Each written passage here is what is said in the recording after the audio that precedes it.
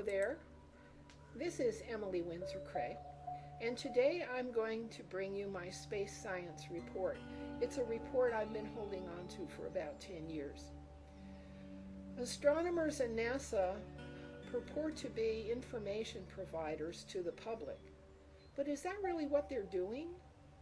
Today I'm going to show how there's a different agenda in the photographs that we see from space science and from NASA than showing true and correct information.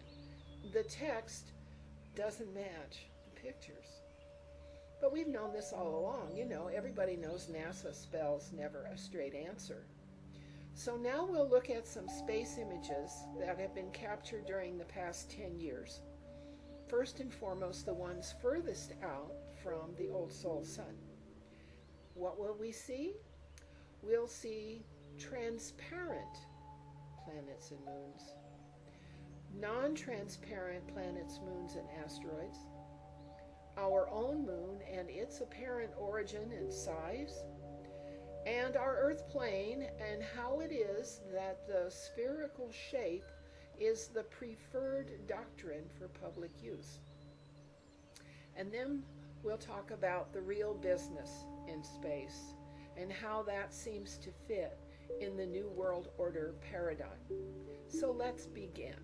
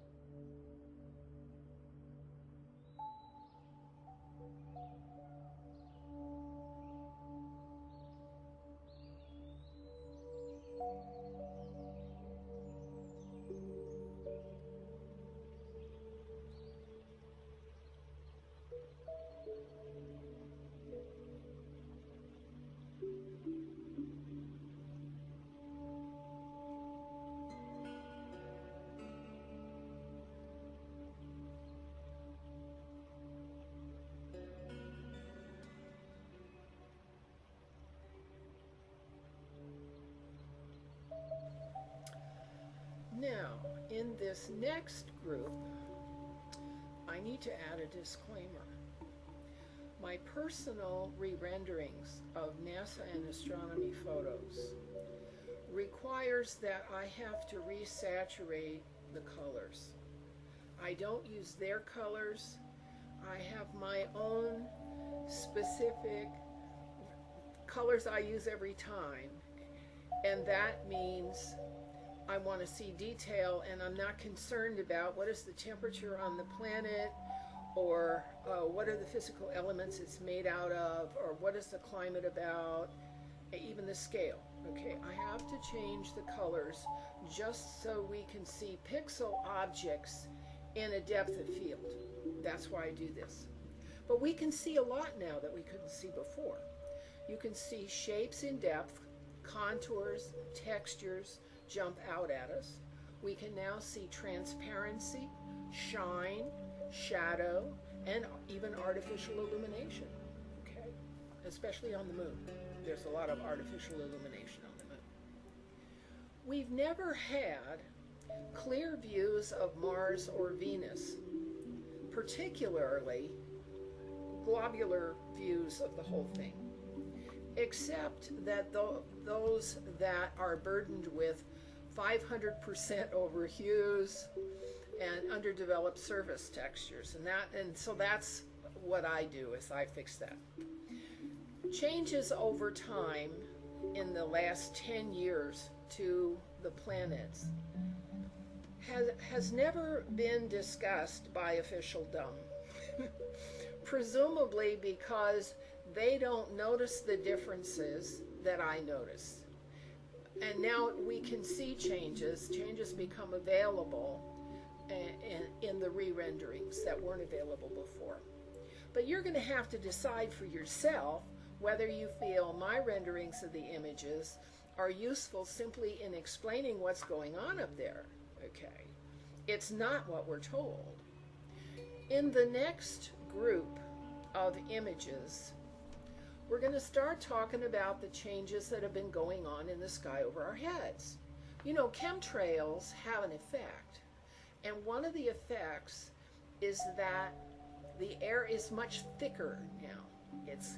We see clouds with shapes and forms and objects in it. It's amazing, okay? And when you recolor the horizon, a whole rainbow and swath of particulate matter shows up that was never there before. And all of the changes in the sky have something to do, which we're not told, with Nibiru, with Planet X, Nemesis, and Wormwood. But I can't go into that here because I don't have the facts. I can just show you pictures. And so that's what I'm going to do, show you more pictures. Enjoy.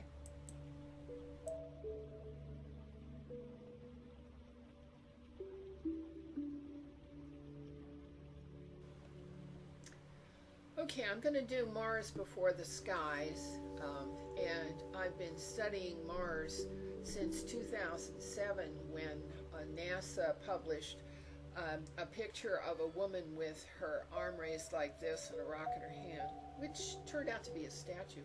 But at the time I looked at the red of the ground, of the soil, and I said to myself, that's an impossible color, because I had worked also in digital imagery in the late 70s. And so I used my skills from Rover Anthropology Library, where I worked in the 60s, to study Mars now for about 8 years. And the latest pictures from the Curiosity show a completely different set of conditions than the previous rovers showed prior to about 2009. So we'll do Mars, and then we'll do the skies over our head.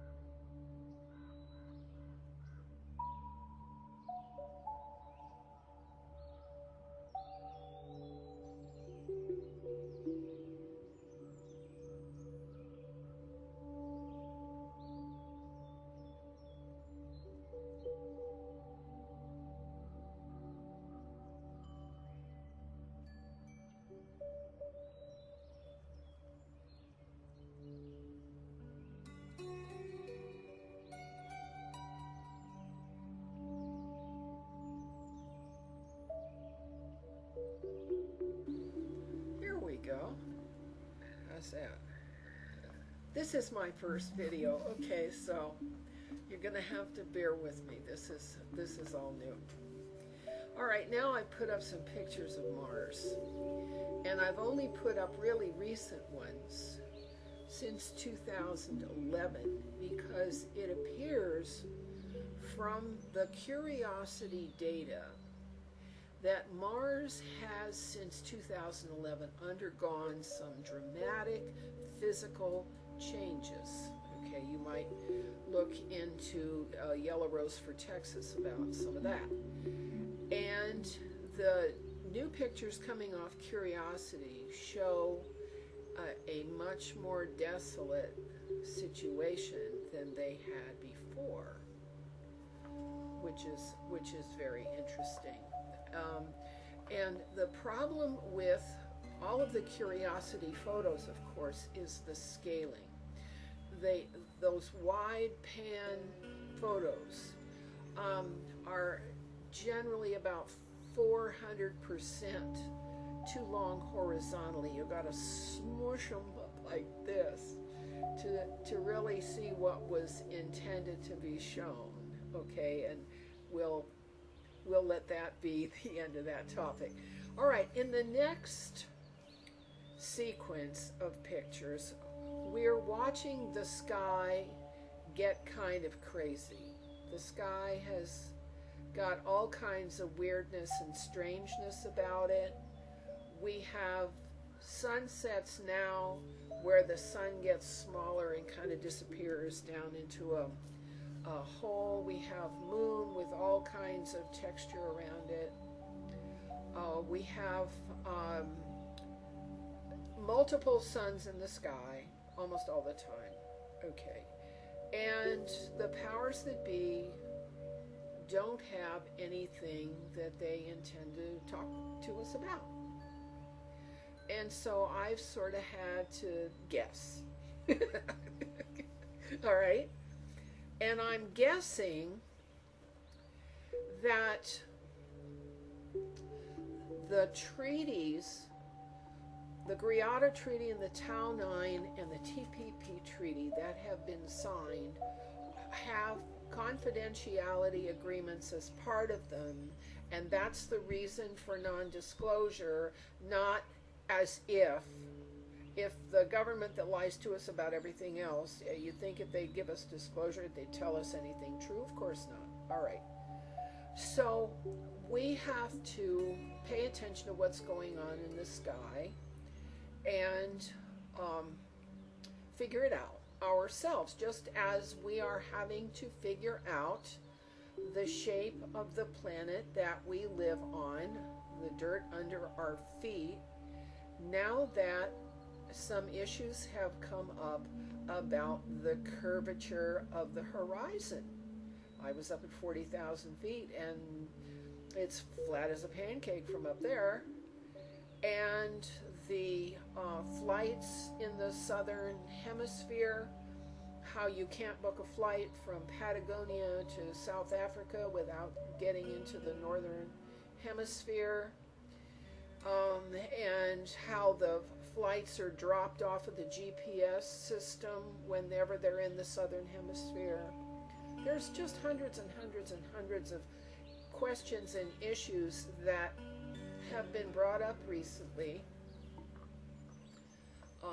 to jog us and get us thinking. I think that's the whole purpose of this tempest in a teacup over whether the earth is flat or whether it's a torus or whether it's a sphere. There's a reason why it has been a sphere for some length of time, and that is that the powers that be want us to be just like everybody else. You know, everybody else is on a little round sphere or a planet or something. So they want us to be like everybody else and be one of the anonymous little planets around an anonymous solar system, which is around an anonymous galaxy, which is just one galaxy among gazillions. So that being very small and very insignificant, they can play the game with us that we're just animals and that there's nothing special about humans and that there's nobody to contact in the ethers, there's no other intelligences or no other minds. This was the reason for the whole epistemology on how tiny and insignificant mankind is, okay? And so each of us has to deal with that whole issue. Okay, so you deal with it your way. I don't see this tempest in a teacup settling down anytime soon. Okay, so I've put up some pictures here about the strangeness in the sky. And then when I finish that, we'll work on the moon. Okay, but for right now, let's just look at how strange the sky is, and I'll have some music for you to go with it. Enjoy.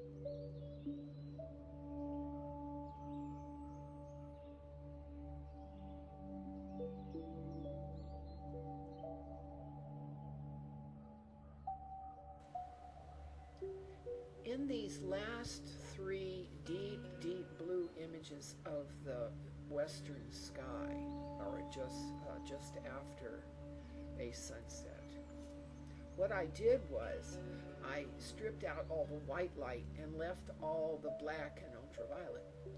And you can see the shape of the particle mass that is now occupying our sky. Okay, our skies aren't clear the way they used to be.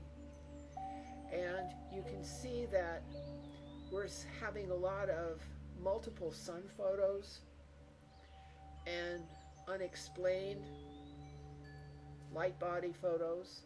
Well, NASA or somebody official is going to have to explain that to you, because I don't have a clue.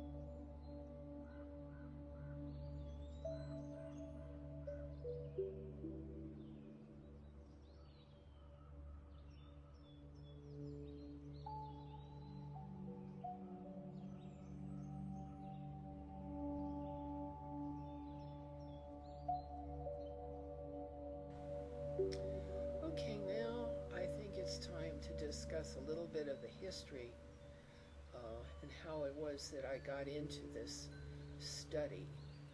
And so the next group of photos is going to have to do with Mars and my involvement in the Rover program as an amateur since 2007. And the first photo you're going to see will be the lady standing in the red, all the red soil, with the coiled snake about 10 feet in front of her. It's a statue. Okay, we found that out. It was a statue. And I loved the work dealing with the rovers because they started with beautiful panoramas that I only realized much later had been extended horizontally between 2 and 4 times the natural distance. There appears to be some reasoning on the part of NASA that they wanted to make Mars look bigger than it actually is, just as they plan to make our moon look a lot bigger than it actually is. So I've put up 2 of the panoramas, the Altrea Plateau, which was down in the southern hemisphere, and Victoria Crater, which I never did exactly locate because the Mars maps that I had available to me had names on them that had nothing to do with the NASA Mars missions. So I sort of have done a lot of guessing when it comes to Mars. There was an event that occurred, 2 events that occurred in the summer of 2007. First of all, a rover crashed through a cliff face and scores of people were crushed to death under the rocks. And after that, an advance party from somewhere else, and we'll let you guess where, was captured at Victoria Crater, although I understood that they were there to spring free the scientists who had gone there in 1962, but that didn't make any sense because they arrived at the wrong place. They weren't anywhere near Victoria Crater. The scientists were at Altrea Plateau, but that's another story. So there was the disaster at Victoria Crater in which a score of residents were crushed by the falling cliff, and then, or the crashing cliff, and then there was the aborted mission to rescue the scientists who have all since died off, of course. And so on November 11th, 2007, a war broke out on Mars, and the soldiers in that war looked an awful lot like ours. They did? Okay. And so when I'm talking about what is NASA's business, I'm asking the question, what do they take with them when they go on an adventure? And in the case of Mars, they took the rovers and they had their guns. And we'll pick up as soon as I get through these pictures.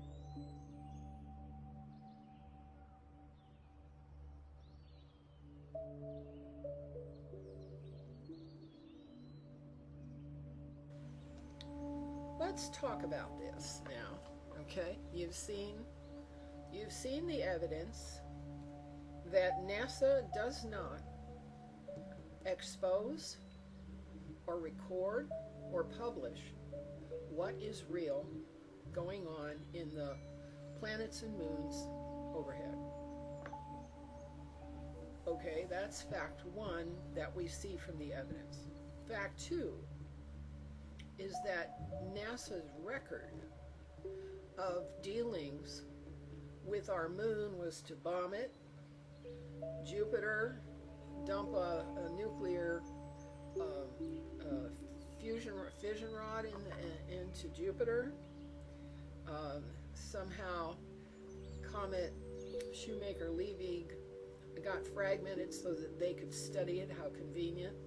And now NASA's talking about allowing another nuclear spent fuel rod to enter Saturn's space or bomb them or something.